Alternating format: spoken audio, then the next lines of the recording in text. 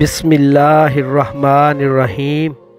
الصلاۃ والسلام علیک یا سیدی یا رسول اللہ وعلی آلک وصحابک یا سیدی یا حبیب اللہ۔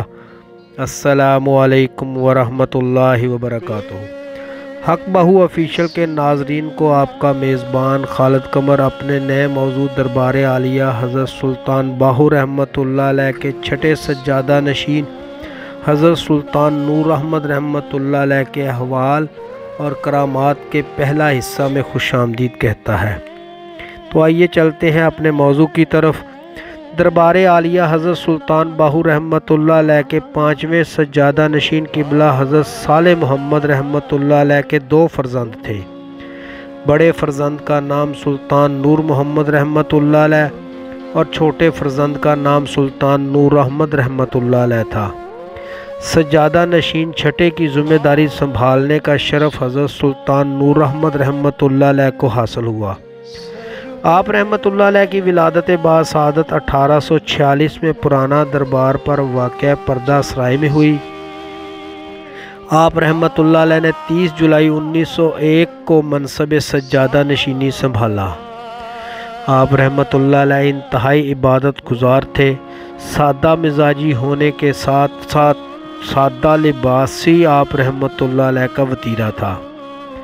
آپ رحمۃ اللہ علیہ خاص طور پر خدر پوشی کو پسند فرماتے تھے۔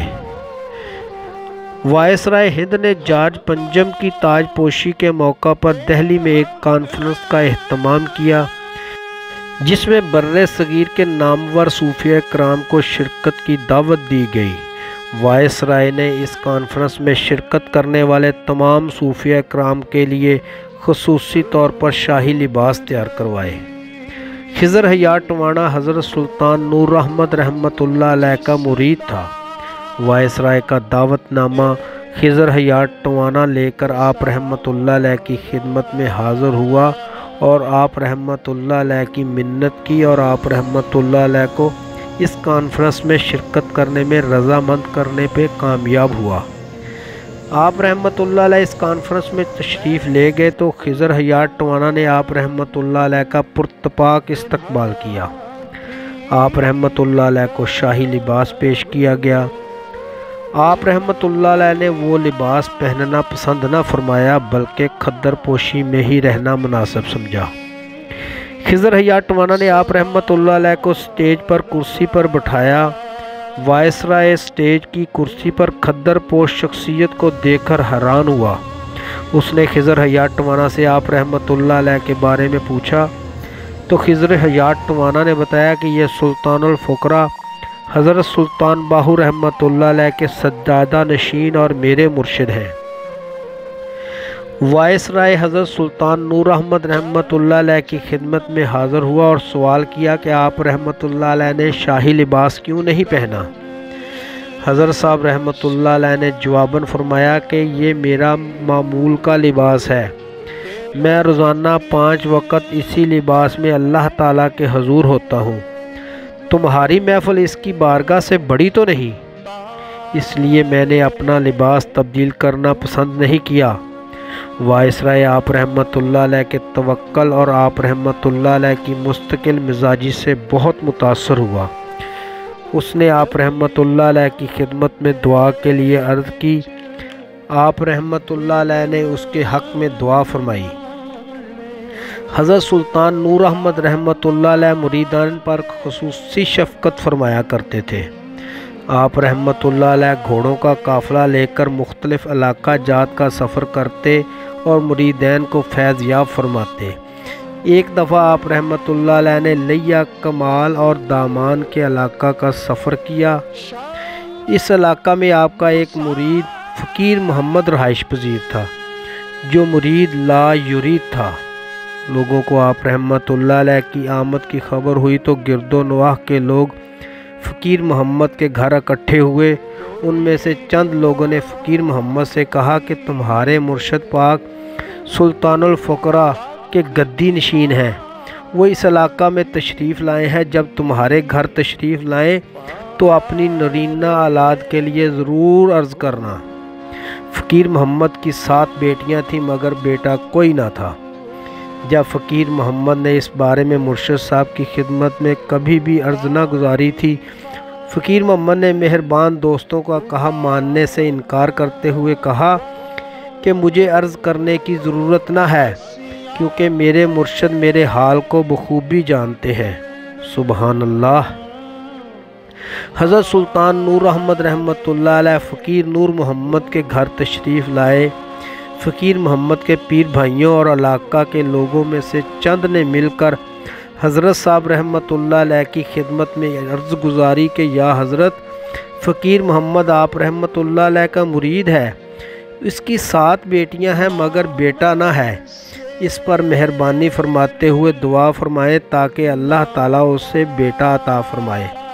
حضرت سلطان نور احمد رحمۃ اللہ علیہ نے ان لوگوں کا سوال سنا تو تھوڑی دیر کے لیے خاموش ہو گئے۔ کچھ دیر کی خاموشی کے بعد حضرت صاحب رحمۃ اللہ علیہ نے فقیر محمد کو حکم دیا کہ اپنی بڑی بیٹی کو بلاؤ۔ تھوڑی ہی دیر میں فقیر محمد اپنی بیٹی کو لے کر حضرت صاحب رحمۃ اللہ علیہ کی خدمت میں حاضر ہوا۔ حضرت صاحب رحمۃ اللہ علیہ نے فقیر محمد سے پوچھا تمہاری اس بیٹی کا نام کیا ہے؟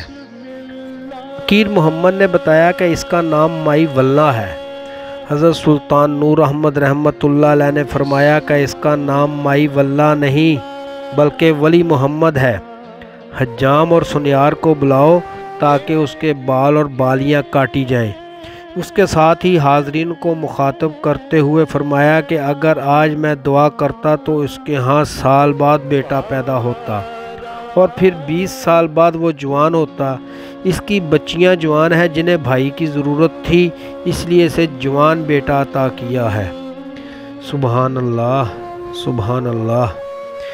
اسی طرح کا ایک واقعہ اور آپ رحمۃ اللہ علیہ کا ہے کہ پنڈی بھٹیاں کے قریبی گاؤں کوٹ بدر الدین المعروف بھجنا کے رہائشی محمد دین جو مولوی بھی تھے اور نامور حکیم بھی، عالمگیر دعاخانہ سرگودا کے حکیم غلام جیلانی عرصہ 5 سال حکیم محمد دین کی شاگردی میں رہے۔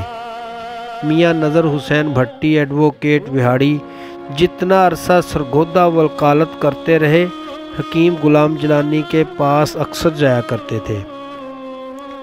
میاں نظر حسین بھٹی کو حکیم غلام جیلانی نے اپنے استاد محترم محمد دین بھٹی بھجنا کا واقعہ اس طرح بیان کیا ہے کہ استاد محترم محمد دین بھٹی بھجنا کے گاؤں میں حضرت سلطان باہو رحمۃ اللہ علیہ کے عقیدت مند رہائش پذیر تھے، جبکہ میرے استاد وہ مولوی تھے جو صوفیہ اکرام کے سخت خلاف تھے۔ ایک بار حضرت سلطان نور احمد رحمۃ اللہ علیہ گاؤں بھجنا میں مریدین کے ہاں تشریف لائے۔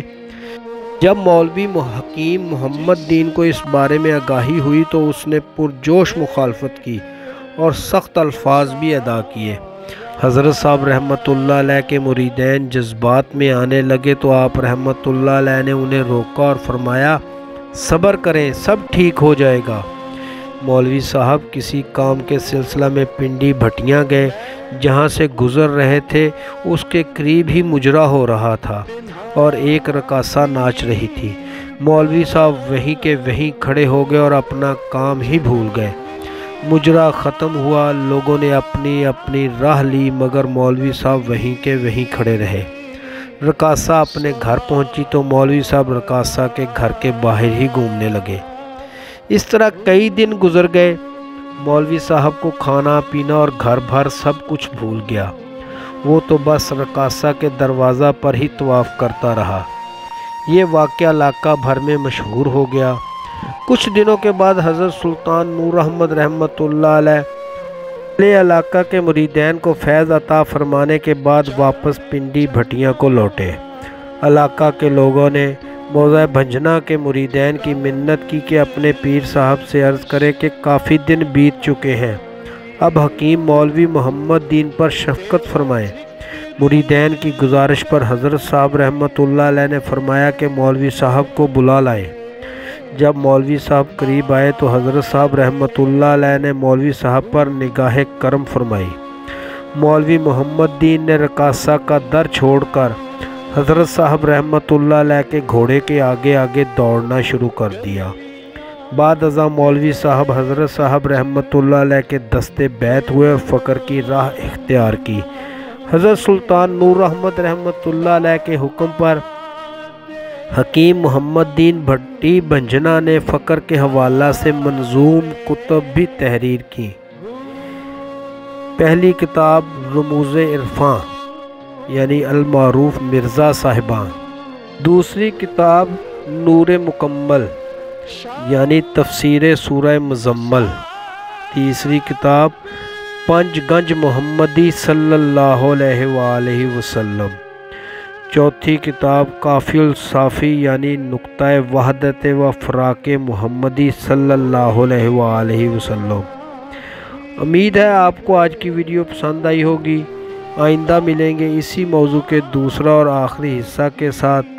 تب تک کے لیے اپنا خیال رکھیے گا۔ اپنے میزبان خالد قمر کو اجازت دیجیے۔ اللہ حافظ۔